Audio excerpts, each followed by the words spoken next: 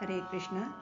संसारदावानललीढलोक त्राणाय कारुण्य घन घनत्वं प्राप्तस्य कल्याण गुणार्णवस्य वन्दे गुरो श्रीचरणारविन्दं महाप्रभो कीर्तन नृत्यगीत वादित्रमाद्यान् मनसोरसेन रोमाञ्चकम्पाश्रुतरङ्गभाजो वन्दे गुरो श्रीचरणारविन्दम् श्रीविग्रहाराधननित्यनाना शृङ्गारतन्मन्दिरमार्जनादौ युक्तस्य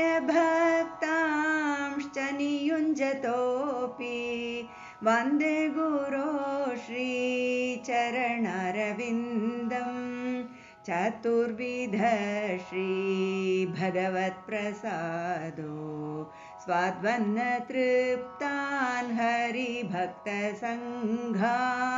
कृत्वैव तृप्तिं भजत सदैव वन्दे गुरो श्रीचरणारविन्दम् श्रीराधिकामाधवयोरपार माधुर्यलीला गुणरूपनाम्नां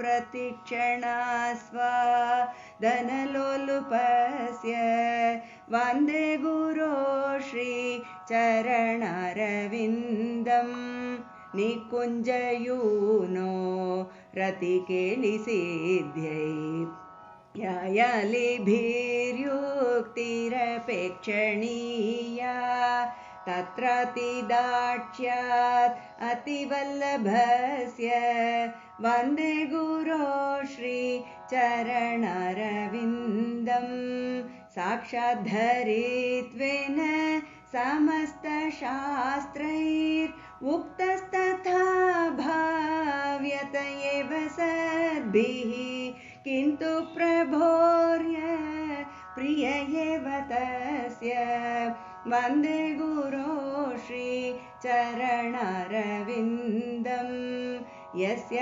प्रसादात् भगवत्प्रसादो यस्य प्रसादान् न गति कुतोऽपि ध्यायन् स्तुवंस्तस्य यशस्त्रिसन्ध्यं वन्दे गुरो श्रीचरणारविन्दम् वन्दे गुरो श्रीचरणारविन्दम् वन्दे गुरो श्रीचरणारविन्दम्।